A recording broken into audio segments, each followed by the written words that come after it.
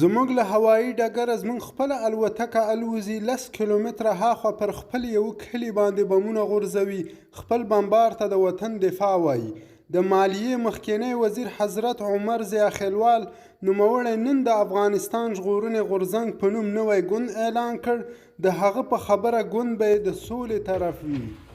د طالبانو ویان ښاغلي ذبیح الله مجاهد د امریکا غږ راډیو سره په خبرو کې وویل د انتخاباتو پروسې له امریکایي اشغاله را په دې خوا 20 کاله کیږي، په مکرر ډول تجربه شوي دي او هر ځل ناکامه شوي دي. بې له دې چې د خلکو له آراو څخه بده استفاده وسي او درغلي وسي، نور څه د افغانانو مخته نه دي راغلي. بنا موږ هیڅکله په ناکامو طرحو او تجربو غور نه کوو.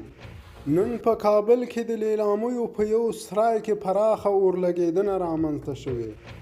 اروپایي ټولنه اړتیا ده چې افغانستان کې د سولې لپاره ټول هیوادونه چټک رول ولوبوي.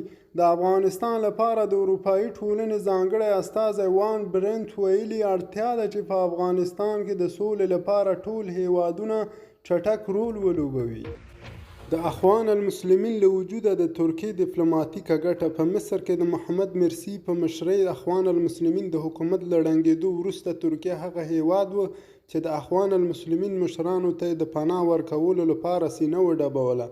که څه هم د دې کار لامل د ترکیې د ولسمشر او واکمن ګوند اسلام ته ورنږدې کېدونکې پالیسي وه او غوښتل د دغه اسلام پاله خوځښت د مشرانو لپاره یوه سرپناه سي.